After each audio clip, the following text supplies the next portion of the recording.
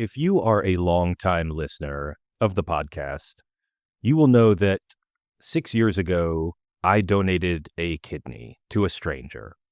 Something I've talked about on the podcast many times. I've talked about why I made that decision.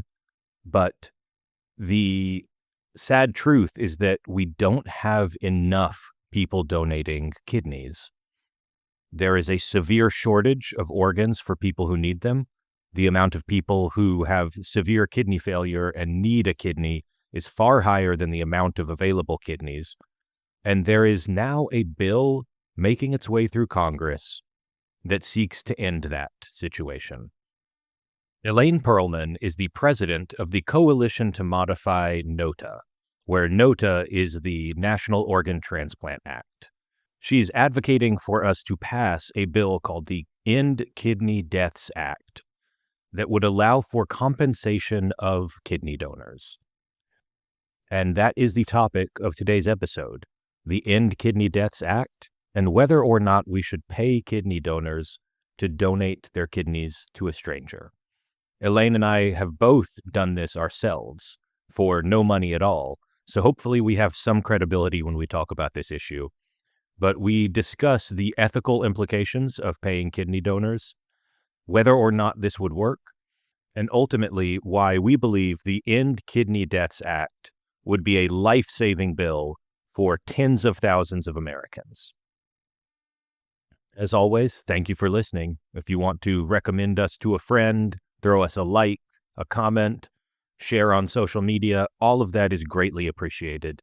And if you want to support the work we do, you can become a member of the Center for New Liberalism at cnliberalism.org/become-a-member.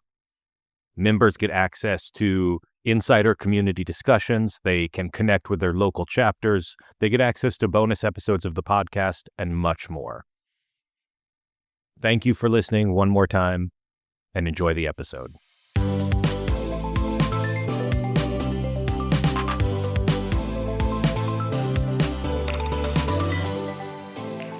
Welcome, everyone, to another episode of the New Liberal Podcast, part of the Center for New Liberalism.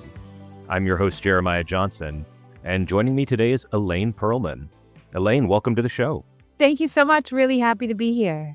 All right, so I'm always curious about this because, as regular listeners will know, I donated a kidney coming up on 6 years ago, and I have my own story that I've told on the podcast about like how I got interested in kidney policy and in donation.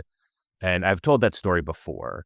But whenever I meet other people who are kind of in this space, I always like to ask, like, what turned you on to kidneys, basically? But before we get into the details of what's happening right now and the bills and the Congress and the policy, like, how did you get involved here? What was the spark for you? Because I tend to find that people who get interested in this get really interested in it, and they often end up donating, and it becomes like a part of who they are to some extent.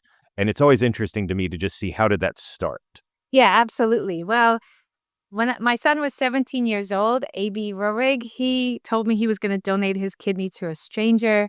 And my first reaction was, that sounds like the most dangerous thing a human being can do because, oftentimes the media portrays kidney donation as something highly dangerous and almost like a death sentence.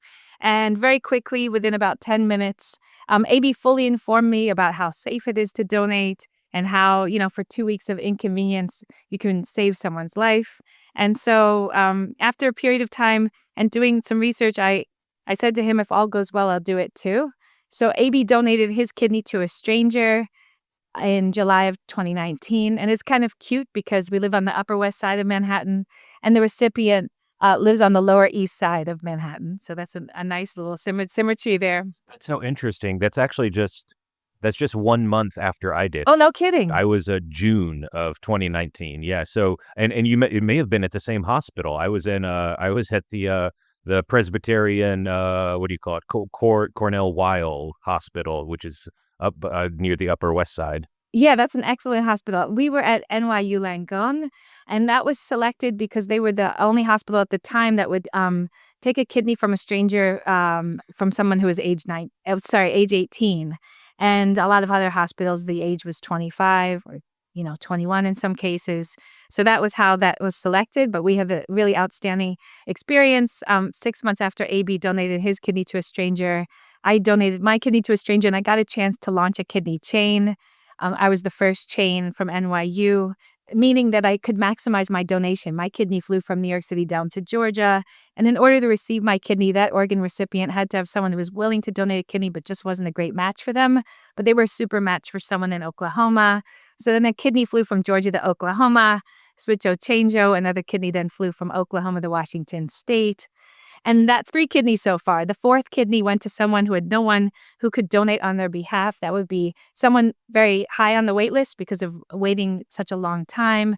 And those are the people that benefit when people donate kidneys to strangers, those who are most likely to die from the kidney shortage. So it really is such a beautiful experience. And like you said, it changes our lives to be kidney donors, and certainly changed mine in a very big way and a very happy way. And so not to tell on you too much, but it seems like you guys were interesting because AB, who's a great guy, and I love AB, he was on the very, very young end of doing it when he was just 18, and you were a little bit on the other end. How old were you when you donated? I would think how old I am now. I was 51. And that's Oh no, I was 50. I think 50. Yeah. and that's not like the oldest that's ever been, done, but that's definitely on the older side of things, I would think. Yeah, but I have a friend who just donated a kidney to a stranger at 74, and I just heard about someone donating a kidney to a loved one at 82. So it's really not your external, it's not about the time you've spent on earth, but it's about your health within, right? So that's how you get approved. That is unusual, I would think. But so it is interesting that how people get turned on to this, and like you said, for a lot of us, it kind of becomes not just something we did once, but it becomes a cause. And Yeah. now you work for the Coalition to Modify NOTA, which the National Organ Transplant Act. Can you tell us? We're going to end up talking about the End Kidney Deaths Act, which is potentially working its way through Congress. But before we get into that, can you give us some context about like what is the current state of NOTA, this thing called the National Organ Transplant Act? What is the current state of kidney policy, and what are we looking to change? So the National Organ Transplant Act was passed in 1984, and it's legislation that's quite extensive. But the part that's significant to me is that at that time, paying for an organ became illegal. And at the time of passage of the legislation, the lead sponsor of the legislation stated, who, by the way, was Al Gore, stated, if we have a shortage of organ donors, the first thing that we should consider putting into place are tax credits for those donors. No one ever did it. We've had a shortage for decades. We could have saved a whole lot of lives had we implemented tax credits, which, by the way, we use to encourage people to engage in pro-social behavior. Had we provided tax credits right from the start, we could have saved, over 1 million lives, people who've died from preventative deaths, waiting for a kidney that never came. And that is kind of the default. That is, that in almost all countries in the world, it is illegal to pay or to get any kind of compensation for donating an organ. And I believe it is still the case, I think, that the only country in the world that kind of outright gives people money or allows any kind of financial compensation is Iran. And obviously, pointing to Iran as an example of good policy is always a tricky political sell, we could say, for other reasons. But why do you think it is such a international norm that it is considered just beyond the pale by so many people to compensate people for donating an organ? Because look, you and I have both done this for free. We are on the train of like, we just need to get more donors, and we're kind of looking at this very like policy oriented, like wonky, like we're both just trying to be rational about it. But for a lot of people, there is this really strong instinct that this is a bad thing to do, that you should not give money for organs, that just opens up all sorts of Pandora's boxes. Why do you think that is? And it seems to me important that if we're going to win those people over, we have to understand why that instinct is so strong. Yeah, and so I do just wanna backtrack a little bit in that, yes, Iran does provide, compensation for organ donors. The issue in Iran is that the government provides a very small stipend, but most of the money comes, from a negotiation between the kidney donor and the kidney recipient, so that, it really does depend on the wealth of the recipient and the negotiating skills of the donor, how much will be provided for the donor's work of donation. And that's one of the definitions of exploitation is getting different amounts of money for the same good. The other countries that compensate are Saudi Arabia and Israel. Again, they do it with uneven amounts. In those countries, it depends on the wage of the the wage of the donor, if the amount of compensation. And what's great about the End Kidney Deaths Act is that everyone will be getting the same amount for the same work. And so we believe that that's the way to go. But your question about why people are often instinctually just repulsed by the idea of receiving money for an organ. And I think it's because of the kidney shortage, which has existed for decades. That lack of supply of kidneys has driven, because of the high demand for kidneys and people's desire to live, survive, and thrive, has driven the illicit underground market for organs, which is a horrific human rights violation. Obviously, it's just harming low income people and helping very high income people get kidneys. I think that when people hear about the idea of being provided money for organ donation, they immediately associate it with this horrific market, which we are confident will shrink in size and potentially disappear once we have an abundance of transplants for those who are dying while waiting for them. So you think the illegal market that has existed is part of the reason for why people have such a strong reaction here? Yeah, so frequently you can read in the media stories about people being abused by this underground illicit market. And the fact is that it is something that I think universally people are repulsed by.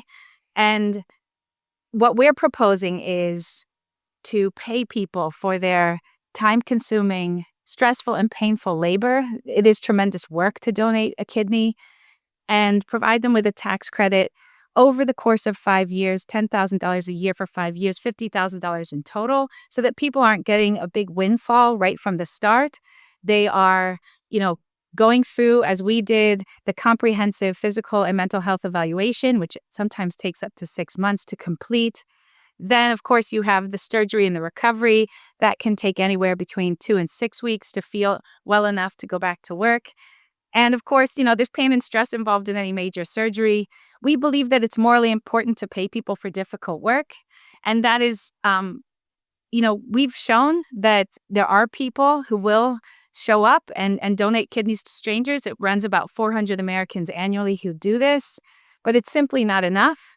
And so many people are dying every day from the kidney shortage in this country. So in order to get on the kidney wait list, you have to go through all kinds of hoops in order to get there. I've heard in cases where, one woman in Pittsburgh had to raise $25,000. She had to have it in the bank. The transplant center demanded to see it before she could be waitlisted. I heard another person whose transplant center said, "We will only list you after you've been on dialysis for 5 years," knowing that by year 5, only 40% of people on dialysis are still alive. So for so many people, the wait list is really a waiting to die list. Half the people on the current kidney wait list, which is about 90,000 people long, will die before receiving a life-saving kidney unless the End Kidney Deaths Act passes. So the articles that we read that highlight the horrors of the illicit underground market never speak, at least in my experience, never speak about why we have a black market, why we have this underground market. It's because people want to live, and they see that in the current situation with the shortage, they have a 50% chance of dying while waiting. So I think that that's why, sort of all the cultural horrors about the underground market have sort of made people think that the reason for the horror is because of the payment, or the reason for the horror is because of the shortage. I mean, I think there's something to. I think this goes a little bit deeper sometimes. I definitely agree that the underground market is not helping. That is probably a reason that makes things worse. But I think there's something to the idea that, like, if you think about other things that people just kind of think should be morally outlawed, you should not be able to have financial transactions around certain things, like, say, prostitution.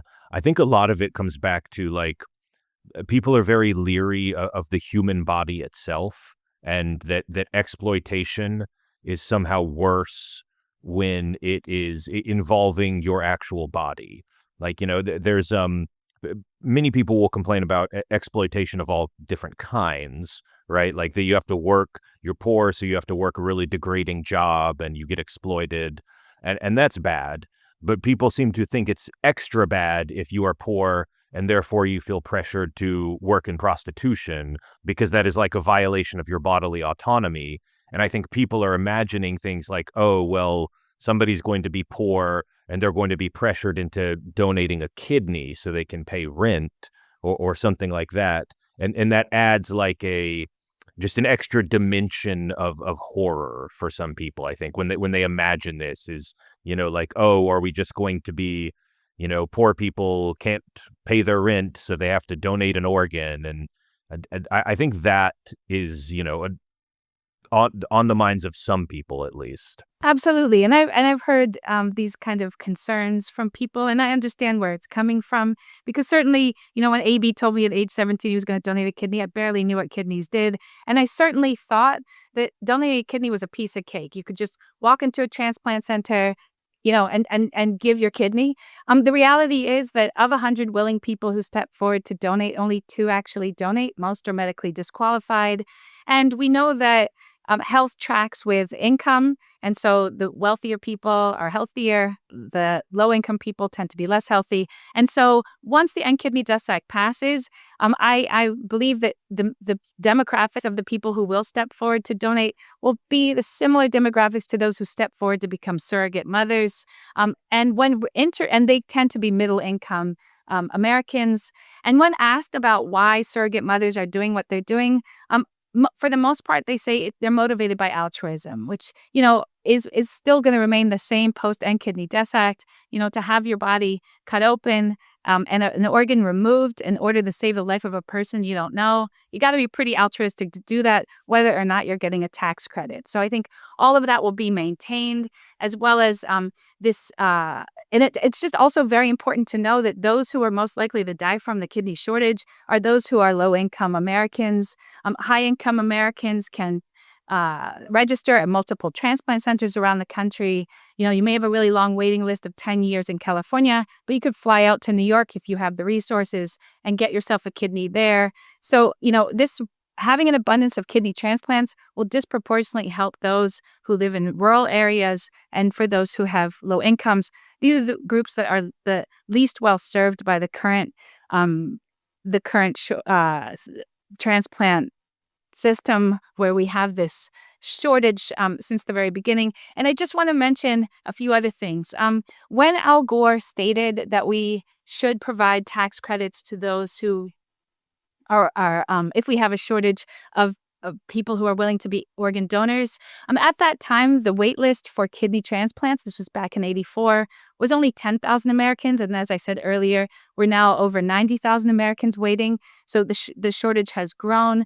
And yet the number of people donating kidneys has remained the same for the last 25 years. It's about 6,000 annually. Now, most people are giving kidneys to people that they love, but every year there are, as I said, about 400 Americans who step forward and donate kidneys to strangers. And you think about the people who are donating to people that they love, they're motivated by love, right? They're incentivized by wanting that person to be able to, be around and not suffer and die on kidney dialysis, which is very hard on the heart and quickly deteriorates the organs. And as I said earlier, quickly causes deaths, which is horrible. But just to go back to what you were saying earlier about financial transactions and sometimes the repugnance people feel when they hear about the possibility of somebody getting paid to donate a kidney. In terms of prostitution and that comparison, prostitution, people are horrified. Pornography, which is just, you could say, videotaped prostitution, is somehow seen in a different light. And people, I would imagine, would want people in pornographic movies to be paid for their work.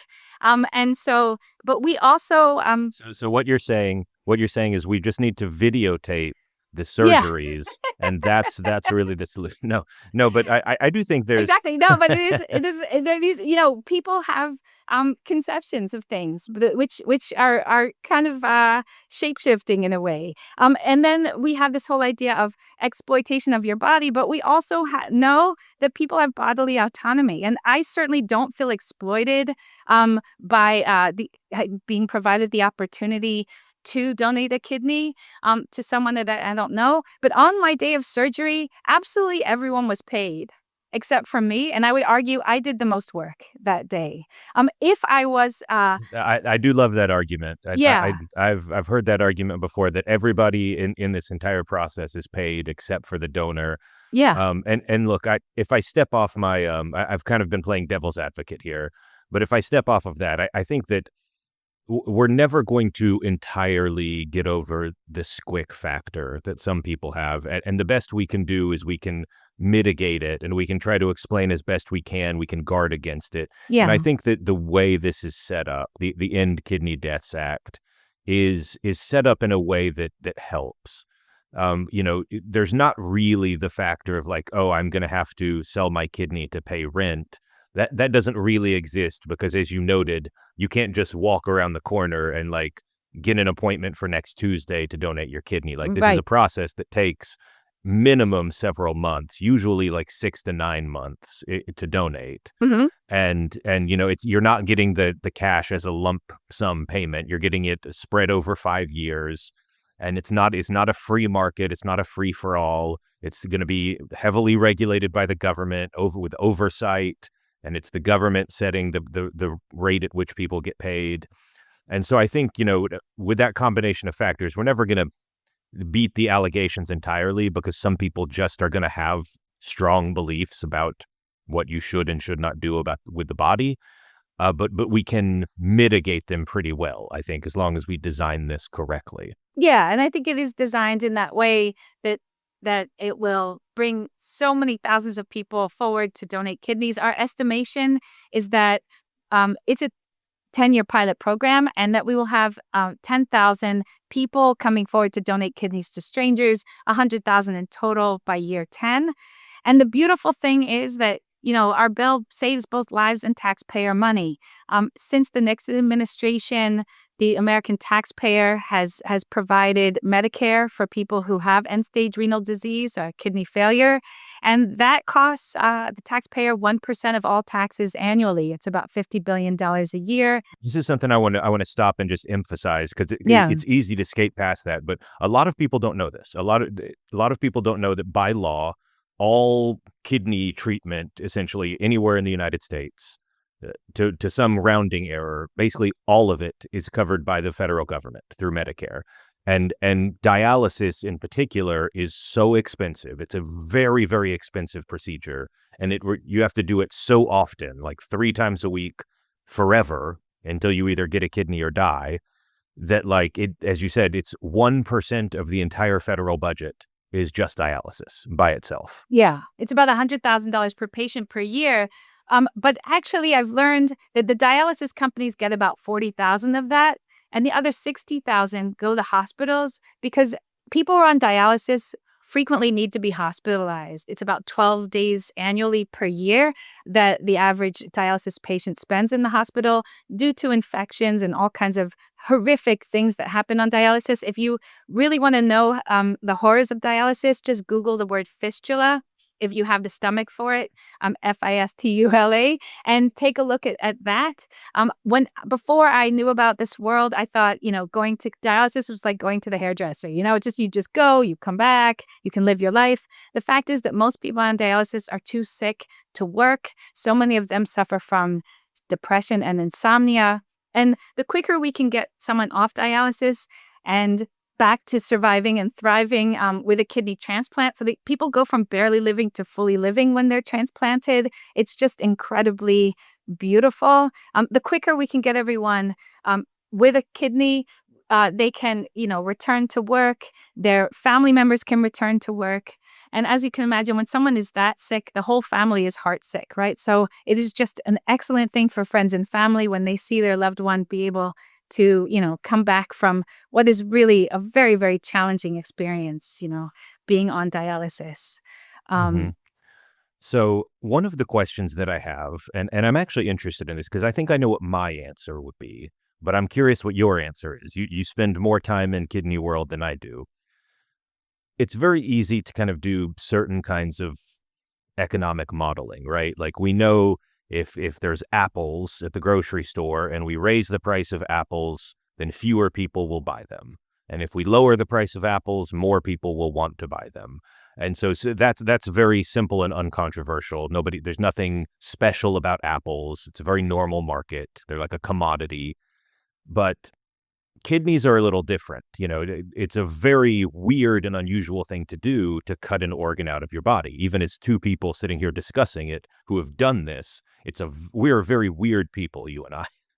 And that you could rightly imagine some people saying, well, how do we know that we're actually going to get more people? Like, sure, economic theory says if you compensate for something, if there's an added incentive, then more people are going to do it. But how do we actually know that this is going to work? Like you say, we might get an extra 100,000 kidney donations over the course of 10 years, but like, where's that coming from? How are you sure? Yeah, well, I think we just need to look at other areas where we've compensated and how successful it's been. So we could look at plasma. We are one of the only countries in the world that compensate for plasma, and we provide plasma for 2/3 of the globe. It's our 10th biggest export. So no shortage of plasma in our country, and we're providing a situation where, many countries in the world don't have a shortage because of our willingness to compensate. This is another one where I just want to stop you just to emphasize, Sure. just so this doesn't skate by the listeners. This is another kind of incredible statistic where it depends exactly on how you count it, right? But I've seen estimates that something like 1%, roughly 1% of all exports that the U.S. exports to other countries are basically blood, Mhm. blood and plasma and things like that, because we pay people to do that kind of stuff, and almost no other country does, and so they don't have enough, and so they import blood and plasma products from the U.S. Yeah, and people are alive as a result. If we weren't doing it, millions of people wouldn't be alive. So it is really is an incredible public service to do that. We don't have a shortage of egg donors, sperm donors, surrogates, and I'm confident we will not have a shortage of kidney transplants once we begin to compensate. I walk around New York City wearing a sandwich board that states different things like donated my kidney to a stranger and you can too, or pass the End Kidney Death Act. And so I have loads of conversations with strangers throughout the city. And so many people have said to me, I will donate a kidney. If there's a tax credit provided. Now, I know that most of them won't pass the finish line because they're most likely not healthy enough. The transplant centers are very cautious about who they approve. And as I said earlier, only 2% of people who want to donate actually get a chance to donate. But the interest is there. And I hear it all the time. So I think we can look at, the current state of what we're compensating for and the fact that we have no shortage, as well as just my experience talking to people. This really raises their interest. And I think, one of the reasons people don't donate kidneys is, fear of surgery. That's the case of my husband, right? So he likes to joke around that in our family, we get votes based on the number of kidneys that we have, So, yeah, he's not planning on donating. But for those who are interested in potentially saving a life by sharing a body part that they don't need, and doing it in a way that's, of course, within the American transplant system, which is very safe. Kidney donation has become 3 times safer in the last 15 years. It has a death rate about 1 in 10,000. Death rate for childbirth is about 3 in 10,000. So it's 3 times more dangerous. Having a knee replacement surgery is 10 times more dangerous. Certain kinds of jobs like being a logger, far more dangerous. We provide compensation for people like firefighters, police officers, and soldiers, people who are willing to take a risk to save the life of people they don't know. So that's consistent with, sort of the idea that when someone is altruistic, they should be rewarded for that. We also use money to honor people like Nobel Prize winners. It is something that it's a reward, it's an honor to be a donor, and it should be honored by society. As the case is right now, people who donate kidneys to strangers, they do feel a great sense of satisfaction. And 95% of surveyed donors state they would do it again if they could.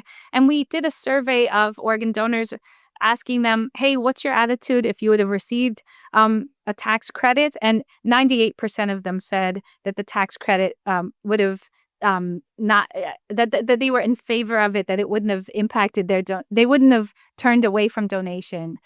So and keep in mind that the End Kidney Deaths Act is a 10-year pilot program.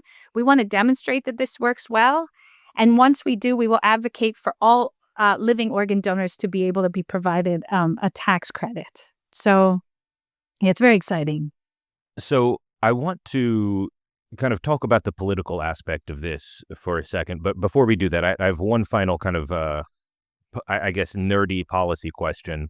And I'm curious how you tackle this, because I've written about this several times. I wrote an article in support of the End Kidney Deaths Act a few weeks back. That was great. One of the most common responses that I get is like, "Oh yeah, I'm totally in favor. Like, we should have more kidneys, and that's why we need an opt-in or an opt-out kind of organ donation system rather than opt-in. Like, everybody should just be an organ donor by default."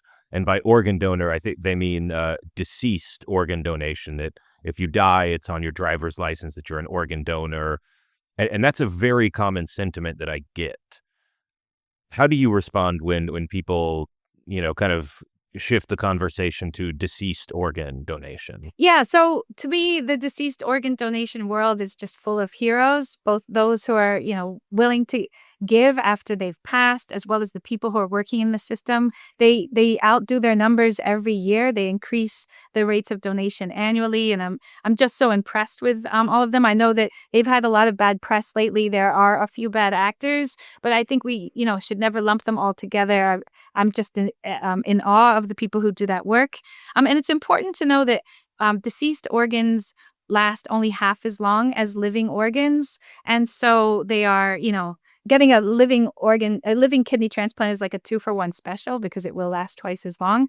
So that's important to know. But in terms of opt-in versus opt-out, it has been adopted in other countries, but hasn't resulted in vast increases in the number of donation. And I just don't think that it would happen here. Only 60% of Americans are registered as deceased donors. And there's, I think in a lot of cases, a person may have signed up as an organ donor, but after passing, the family is totally opposed, and the hospitals don't want to fight about it, so they let the families decide. And so even if someone is registered as an organ donor, they may not be able to donate for many reasons. It turns out that only 3 out of 1,000 people die in a way where their organs can be procured. So it's never going to, even if we do everything perfectly, we would not, even if we had 100% of Americans registered as organ donors, we would not be able to end the kidney shortage. The numbers simply aren't there. But I think that the American way of doing things is that we should have choices. And so I don't think it would ever pass through the political system and become law. But even in countries where it has passed, it hasn't resulted in the increases that people were anticipating. We are number 1 in the world for organ donation. If you look at, by every metric, except for living donation, we are in first place. And that's incredible, but it's just simply not enough. And we need to do far more to save the lives of those who will definitely die without the End Kidney Deaths Act. We had 100,000 Americans die in the last decade on the kidney wait list. Now, keep in mind, many people would benefit from a transplant but aren't able to get onto that wait list. So the number of people who are dying from who would have benefited from a kidney transplant is about 40,000 annually. This is a solvable problem. We can really provide the compensation needed in order to help people have an easier time saying yes to donation. I have a friend named Lucy. She gave her kidney to a stranger. It took her 13 years to get into a financial position where she had the kind of financial stability needed in order to become an organ donor. That means that, there she's just one of many that would like to do it, but aren't able to do it because it would be financially detrimental to them. We can provide this tax credit, see how it works, and then extend it to all donors. I think it would just be a beautiful thing to live in a country where no one dies while waiting for a kidney, and that really is the ultimate goal. I mean, from your lips to God's ears, Yeah. hopefully. But let's talk about the politics of this, because the actual bill, there's a bill that's now at play in Congress called the End Kidney Deaths Act, and that it has been introduced, but it's not really worked its way through committee yet, I don't think, and we're still a long way from the bill itself being voted on or anything like that, being passed into law. How has it been with you talking to kind of congressional offices, and how optimistic are you that we can actually get this passed? Because this is something like I feel like I have a pretty good sense of many things in the political world. I tend to know, are they going to be able to pass a bill on this big issue, something like the border or the budget, or are we going to privatize Social Security, or like the big things? It's easy to get a sense of like, is Congress going to act on this, yes or no? But when it comes to small niche issues like this, and despite the fact that this would impact a lot of people, it would potentially save a lot of lives, for Congress, this is very much a niche issue. When it comes to those kind of smaller bills, sometimes it's very hard to predict whether or not they will pass. Like it really just comes down to like, does the chairman of a certain committee really like you or not? Or does the House leadership think that this is worthwhile? Or does some senator have a bug up their ass about this in a good way or a bad way? So I don't have any sense of like how likely this is at all. I'm hoping it passes, but what's your sense? How has it been for you, in kind of spending several years trying to get this over the line? Yeah, so I began my advocacy in January of 2024, and since that time, I've met with over 530 congressional offices, so nearly everyone, and I am getting a tremendously positive response from the staffers and sometimes from the leaders themselves about the legislation. So the bill was introduced last August by Representatives Maliotakis from Staten Island and Brooklyn, and Representative Harder from the Sacramento region of California. And we had 18 co-sponsors, bipartisan through and through. And it was the bill was just reintroduced in April. And fortunately for us, our lead sponsor, Representative Maliotakis, is on the Key Ways and Means Committee. The bill was referred to both the Energy and Commerce and the Ways and Means Committee. And I have received word that the leadership in both the House and Senate like the bill and think it's a great idea. This opportunity, as I said earlier, to save lives and money is very rare. It's usually one or the other. On the Senate side, we have Senator Moran, who's the willing co-lead, and Senator Casey from Pennsylvania was the Democrat willing co-lead, but was not reelected. So we're looking for another Senate Democrat to become the co-lead, and we have a few that are potentially interested in becoming the co-lead. We are very excited that we have, I think it's 15 co-sponsors at this time. We, of course, need far more, and we are working hard to get more people to sign on to the legislation. The way things pass in Congress half the time is as a standalone bill, and half the time bills are rolled into packages. We were hoping to get into the tax package because, we would be a cost offset for that reconciliation package, which is being negotiated right now. The End Kidney Deaths Act is not in that package. So we are going to hopefully attach ourselves to a future health package or work to get the bill passed as a standalone piece of legislation. I don't know, it is niche in the sense that, it's not like those gigantic kind of issues that you were speaking to about earlier, but it's not so niche in the sense that it costs a ton of money and everyone in Congress is aware of that. This 1% of all taxes that is taken up by paying for kidney dialysis treatment is something that everyone is aware of and knows cannot continue. We have 800,000 Americans currently with kidney failure. Within 5 years, by 2030, we're going to have 1 million Americans with kidney failure. So the demand for kidneys is really high and it's growing at a rapid rate. And this is a really innovative solution that being welcomed by those seem to like the bill. They understand it instinctively and believe it's a great idea. The fact that the whole movement was started by people who donated kidneys to strangers, we had the opportunity to save one life and now we want to save all the lives, I think is something that people really admire. Also, people have a really great picture of the kind of people who step forward and give kidneys to strangers. So starting with this pilot study was deliberate. Starting with this small pool of people that is, you know, it's 1 in 1 million Americans who are stepping forward to donate annually is something that I think is appeals to people. And most people don't even know that people donate kidneys to strangers. So there's just a lot of education that needs to be done. Educating people in Congress about, how rough dialysis is on the body, how much it costs in both human suffering and taxpayer dollars is something that is being well received. And I'm just confident we're going to get to the finish line. I'm curious if you get different reactions from kind of different wings of Congress, so to speak, because obviously different members are going to care about different things, especially, if they are, a moderate Democrat as opposed to a very left-wing Democrat, as opposed to a very MAGA Republican in a deep red district. Do you try to sell this using in different language depending on who you're talking to? Do you find that different types of members care about this in different ways, or have you had better luck with some members as opposed to others?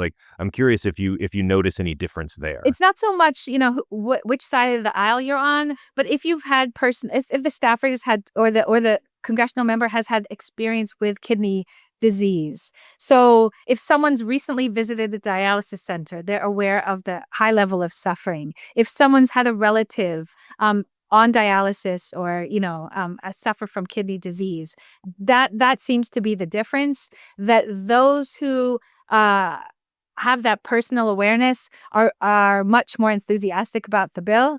I'll give you one example. So Speaker Emerita Pelosi's husband recently received a kidney from their daughter. I think it was about 2 months ago.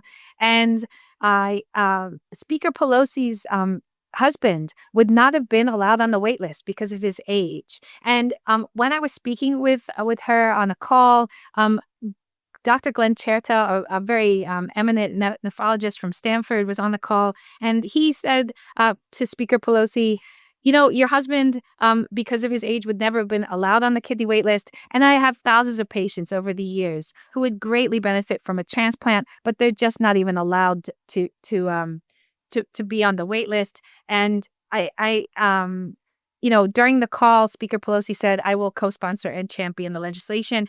And I wonder if, what understanding there would be if there wasn't that personal experience.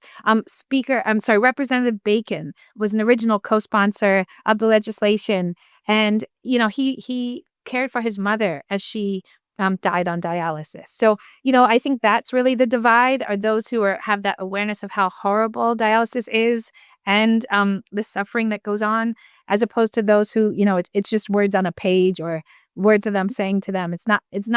They're not actually having that experience with it.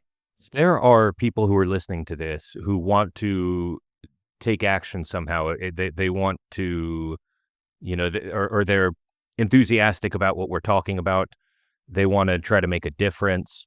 What would you encourage them to do? What is the best way to actually get involved here if there are people who want to actually try to make this happen? Well, yes, thank you for bringing that up. I This really is a grassroots movement, and so if you want to get involved, you can go to endkidneydeaths.org and sign up to join our team. Then you will be invited to monthly meetings as well as receive updates.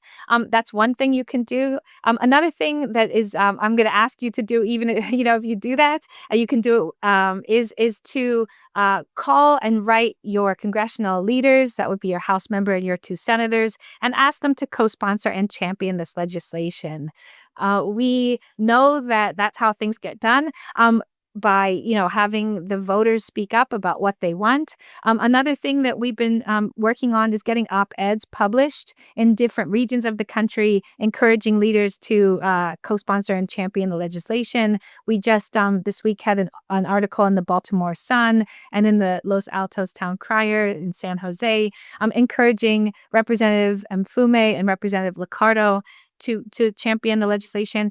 We've had about 4 other op-eds go out, so that's another thing people could consider doing. I'm also happy to meet with anyone who wants to discuss the legislation and what their role in the advocacy could possibly be. And so my email address is right on the front page of our website. But yeah, just please help us get this done. This is really something that people want, but unless we apply the sort of energy and work that's needed, we will get to the finish line slower. And every morning when I wake up, I think of the 25 people who are going to die today and every day while waiting for a kidney. All of them could have been saved if we had an abundance of kidney transplants. And so, these are people of all walks of life. There are, young and old. There are rich and poor. These are just people who are vulnerable. That I think Confucius said, a sick person, as a well person has thousands of wishes, a sick person has only one. These are people who could be transformed by a kidney transplant, and we just want to be able to get them there. I hope we are able to get them there. I hope we can pass this, and I think if we do, it will save a lot of lives. With that said, I think we're coming up on time, so I want to say thank you one more time to my guest today, Elaine Perlman. Elaine, thank you so much for coming on the show. Thank you, Jeremiah, and thank you for being one of my kidney donor friends. It is just a wonderful club to be in, the One Kidney Club. And so I would encourage anyone out there, if you have questions about donation, also please feel free to get in touch with me. I'm a mentor for people who wish to donate.